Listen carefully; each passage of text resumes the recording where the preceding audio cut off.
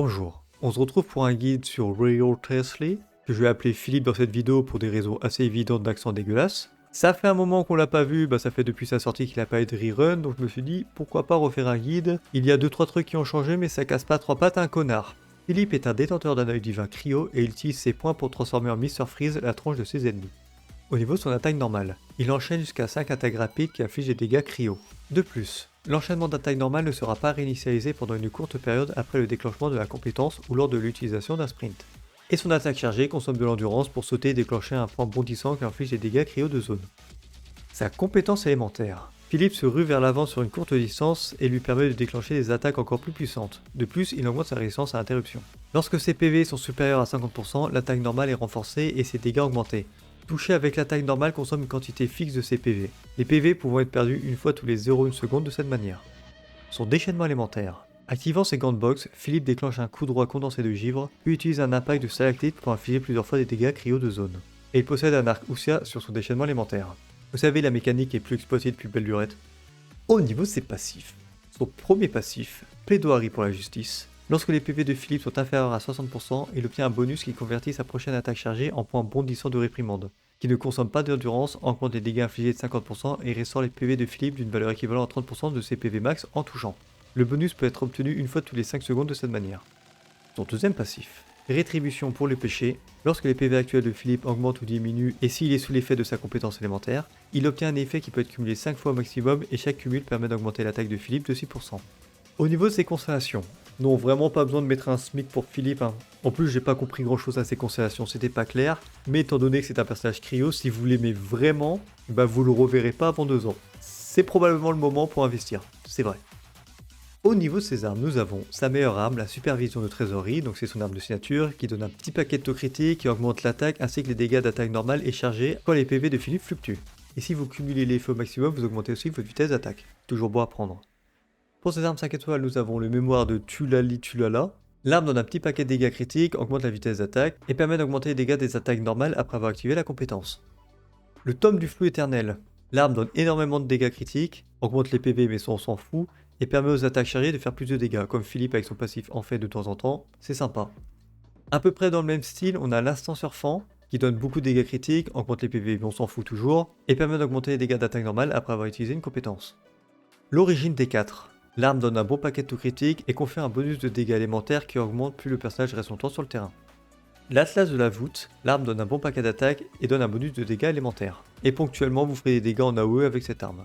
Pour les armes 4 étoiles, nous avons le mouvement vagabond, c'est le catalyseur qui va avec tous les personnages DPS. Il donne un bon paquet de dégâts critiques et fournit soit de l'attaque, soit des dégâts élémentaires, soit de la maîtrise élémentaire. Ces 3 statistiques sont importantes pour Philippe si vous le jouez en fonte. La maîtrise élémentaire c'est moins intéressant si vous le jouez en gel. Donc ça en fait une bonne arme. La perle solaire, c'est l'arme du Battle Pass qui donne un bon paquet de taux critiques et qui augmente les dégâts des attaques normales et du déchaînement. Pour les armes free-to-play, nous avons la pureté fluide, c'est l'arme forgeable de Fontaine, l'arme donne un petit paquet d'attaques et augmente le bonus de dégâts élémentaires. La balade d'un azur infini, cette arme était obtenable pendant l'événement 4.1, il donne de la recharge d'énergie, ce qui est toujours bon à prendre, et augmente les dégâts des attaques normales et chargées. Et pour finir, nous avons le con de Dodoko, mais là c'est pour les anciens qui augmentent grandement l'attaque, ainsi que les dégâts des attaques chargées. Au niveau des artefacts, nous avons son meilleur set, le chasseur de la maréchaussée. Il est de loin le plus intéressant, ça éclipse les autres options. Le set en 2 pièces permet d'augmenter les dégâts des attaques normales et chargées. Et lorsque les PV fluctuent, vous augmentez le taux critique, de 36% au maximum. Comme Philippe régule ses PV tout seul, sans Furina comme un grand, le set lui colle à la peau. Ensuite, le rêverie incomplète est une option envisageable si vous jouez Philippe en fonte, avec un passage d'Endro pour faire des brûlures. Sinon, vous oubliez, donc c'est assez situationnel. Pareil pour le briseur de glace, c'est pour jouer dans une composition de type gel. Le set augmente les dégâts cryo et permet d'augmenter grandement le taux critique. De 40% sur un ennemi gelé, c'est pas mal. Et pour finir, nous avons le set réminiscence qui augmente l'attaque et permet d'augmenter les attaques normales et chargées en consommant de l'énergie.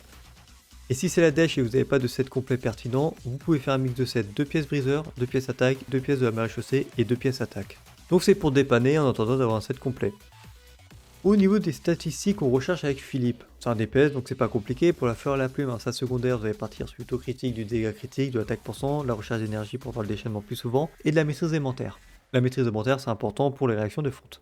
Pour le sablier, en stade principal, vous aurez le choix entre de l'attaque % et de la maîtrise élémentaire. Encore une fois, en fonction de comment vous voulez jouer, donc si c'est de la fonte, maîtrise élémentaire, logique. Pour les stades secondaires, du critique, de la recharge d'énergie, de l'attaque et de la maîtrise. Pour une coupe, vous allez chercher une coupe dégâts cryo, jusqu'à là tout va bien. En stade secondaire, du critique, de l'attaque, de la recherche, de la maîtrise. Et pour le diadème, en stade principal, vous aurez le choix entre du taux critique et du dégât critique en fonction de ce qui vous manque pour équilibrer les stats critiques. Et en stade secondaire, le critique que vous n'avez pas pris en stade principal, de l'attaque %, de la recherche d'énergie et de la maîtrise élémentaire. Au niveau de ses équipes, on va voir son archétype en team fonte.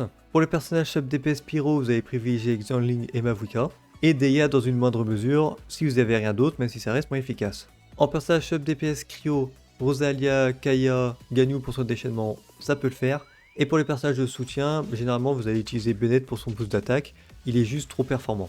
Vous pouvez enlever le personnage Cryo sub DPS pour le remplacer par la protection. Donc par exemple, le Zong, Layla et Diona, pour rester dans le Cryo. Comme ça vous aurez la résonance Cryo, c'est bien pour le taux critique. Ou alors vous pouvez mettre un personnage Anemo pour la baisse de résistance élémentaire. Ou sinon Naida ou un personnage d'Endro pour pouvoir faire des brûlures afin de déclencher des fontes plus facilement. Ou bien si vous êtes premium comme moi, Xilonen pour baisser la résistance à la fois pyro et cryo des ennemis. Et pour le dernier remplacement, selon ce que vous avez mis avant, donc soit vous partez sur Bennett, soit sur un personnage soutien pyro, Thomas Deya c'est très bien, un personnage Anemo pour la baisse de résistance élémentaire et le contrôle de foule, ou un soutien cryo, Layla, Diona, etc. etc.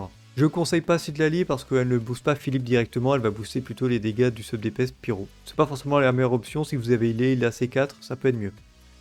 Si vous voulez jouer Philippe à l'ancienne école, c'est-à-dire dans une team gel, alors en sub DPS Hydro, vous aurez besoin de Xingqiu Yelan, la classique. Furina peut faire l'affaire, mais dans ce cas-là, vous aurez absolument besoin d'un soigneur. Ayato Mona au sub DPS c'est très bien, Ayato pour son déchaînement et Mona pour le reste. Et Kokomi pour le soin si vous avez rien d'autre. Pour le second personnage, partez sur un personnage qui baisse la résistance élémentaire, c'est-à-dire un personnage Anemo, ou bien Xilonen. Deux personnages Hydro, ça marche très bien. Par exemple Xingqiu Yelan, ou Furina et Kokomi, ça marchera très bien aussi. Et pour le dernier personnage, vous allez partir sur un personnage cryo. Soit vous partez sur un sub DPS cryo, c'est-à-dire Kaya, Rosalia, Ganyu pour le déchaînement, soit un personnage de soutien. Layla, Diona, Charlotte ça peut le faire aussi, surtout si vous avez Furina pour le soin, ou Shen-Hei pour booster les dégâts cryo de Philippe. Encore une fois, il y a beaucoup d'options, donc jouez comme vous préférez. Vous pouvez vous amuser à faire une team mono cryo, mais je suis carrément moins fan. Donc pour les personnages cryo en sub DPS, Kaya, Rosalia, Ganyu, c'est très bien. Xiangyun aussi ça peut le faire si vous voulez le sortir du tiroir. Pour le personnage de soutien, Layla, Diona, Charlotte, c'est très bien, et Shen-Hei pour le boost. Et pour le dernier personnage, vous pouvez partir sur un personnage Anemo pour la baisse de résistance élémentaire, ou bien le Zong pour son énorme bouclier, et Xilonen, ça peut le faire aussi. Vous pouvez vous amuser du coup à faire 2 cryo et 2 géo, pourquoi pas. Yunjin pourra booster énormément les dégâts d'attaque normales de Philippe, et si vous avez le Zong, alors Shiori est une bonne option avec ses poupées. Pour rentabiliser ces personnages géo, ils commencent à tomber un peu en disgrâce. Et pour finir, vous pouvez jouer dans une team exubérance où Philippe ne va pas vraiment gêner la réaction. Qu'il soit là ou pas là, de toute façon, ça changera rien. Il apportera plus de dégâts à l'équipe et ça peut le faire. Vous aurez besoin d'un personnage Hydro. Xingqiu Yelan, c'est très bien. Furina, c'est excellent aussi. Ou alors Kokomi Barbara pour du soin en fonction de votre personnage électro qui fera péter le noyau. Un personnage d'Endro pour générer les noyaux, c'est-à-dire Collet, le voyageur d'Endro, Naida, Baishu, ça peut le faire. Généralement un personnage qui demande pas beaucoup de temps de terrain et de rester souvent sur le terrain puisque c'est Philippe qui va avoir la vedette. Et pour le personnage électro pour faire péter le noyau, les meilleures options sont Kukui Shinobu et la Raiden. Kukui Shinobu avec son soin, c'est quand même mieux. Sinon il y a Fischl et Ororon qui peuvent dépanner. Donc voilà, c'est tout ce que j'avais à dire sur Philippe. Je le trouve plutôt beau gosse, mais bon, ça fait pas tout dans un jeu.